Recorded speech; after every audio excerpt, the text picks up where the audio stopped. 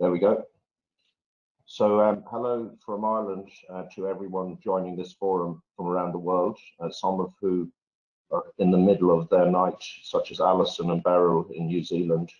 I'm a member of the organising team working as an advisor with PAIN, and my work in relation to this forum originates in the insurance industry in London, working as a maritime lawyer, where we recognise that given the increasing focus in the Arctic, we needed to know more about the risks and processes involved.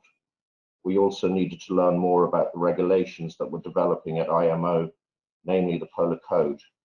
And at this meeting, I'm also representing the IMO, who I assist as a consultant on polar issues and fishing vessel safety, particularly the drive to have the Cape Town Agreement for fishing vessel safety ratified.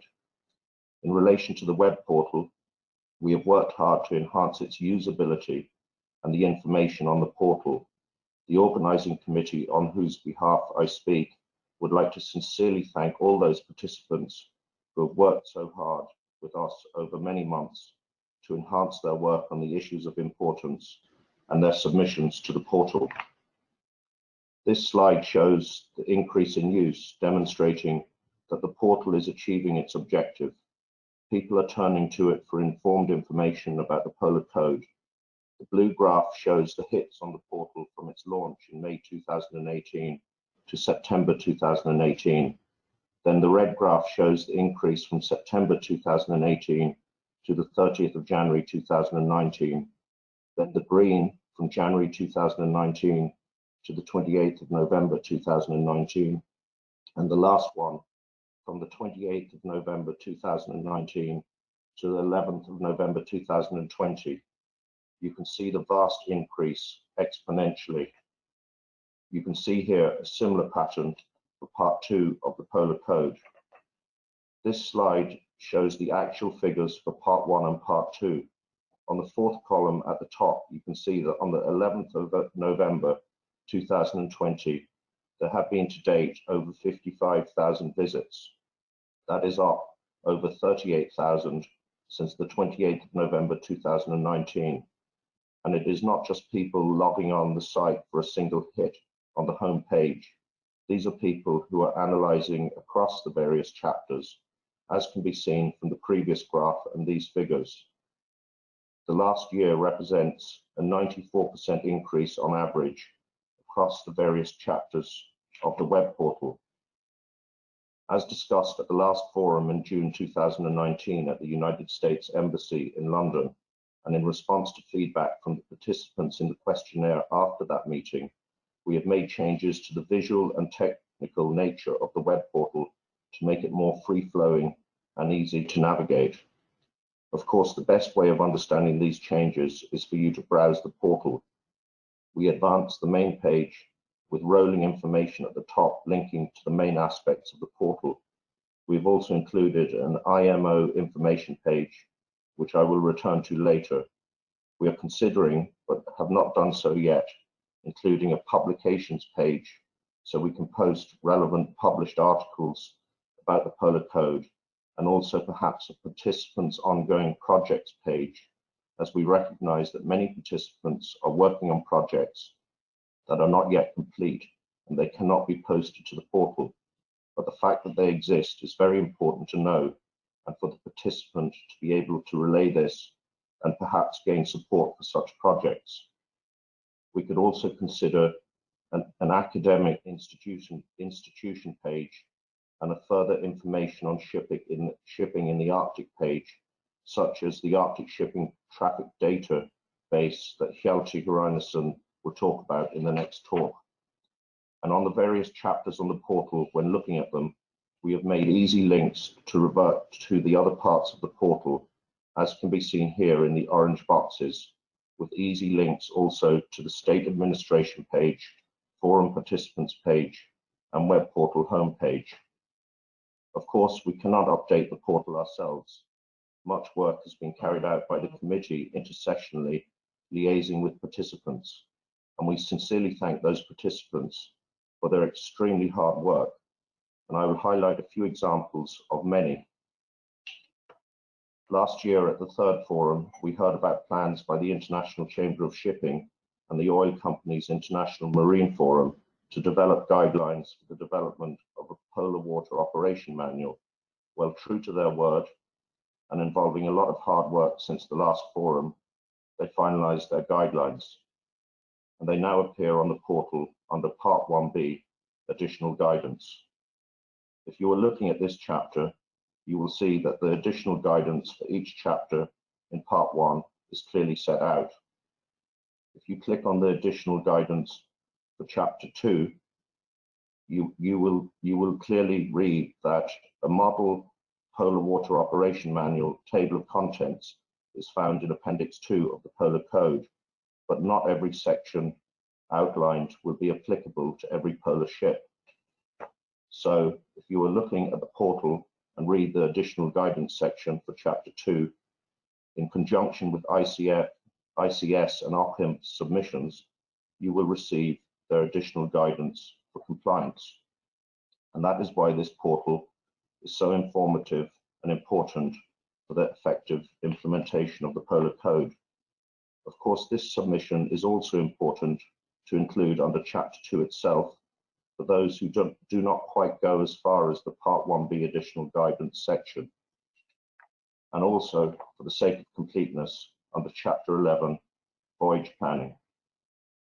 Another example of work that has been done since the last meeting, liaising closely with another participant, is the IMO information that has been enhanced on the portal. Given the genesis of the Polar Code at the IMO, we have included an IMO information page on the front of the portal. IMO are an active participant and continue their work to enhance information regarding aspects of the Polar Code, such as a link to IMO's Polar Code section on their website, links to important circular letters with information about various aspects of the Polar Code requirements, links to IMO videos, and other relevant information. For example, if users are looking at the portal in relation to Part 1A, Chapter 8, Life-Saving Appliances and Arrangements, in addition to IMO's previously submitted video that focuses on search and rescue in the polar regions, you will now see IMO's interim guidelines on life-saving appliances and arrangements for ships operating in polar waters, which is also posted under Part 1B additional guidance in relation to life-saving appliances and arrangements. Under Part 1A, Chapter 11, Voyage Planning, you will find links to IMO's website regarding voyage planning, detailing new and amended ships routing measures in the Bering Sea and the Bering Strait. If you look at Part 1A, Chapter 12, Manning and Training, IMO has submitted information and links regarding enhanced training with information about IMO's model course on basic and advanced training for ships operating in polar waters.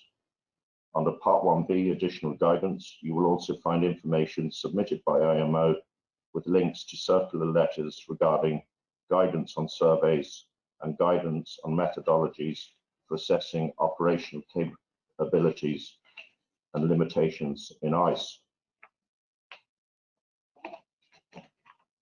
An example of other work by participants includes Bering Sea Elders Group submissions regarding voyage planning and those of World Wildlife Fund under the same chapter. It is also very pleasing in the process to see participants cross-linking to the forum web portal, seen here on the right-hand side of IMO's Polar Code section on their website. And this has been done by several participants, as seen here on the WMO website, and we will hear more today and tomorrow about the great intersessional work of many participants about their portal information submissions. These are just a few examples in the time available of many additions by participants to the portal, which by browsing through the portal will be self-explanatory. And it is great to see such work, and frankly, a pleasure to be involved with the organizing committee in working with such responsible, hardworking, and enthusiastic people representing their organizations and members so well.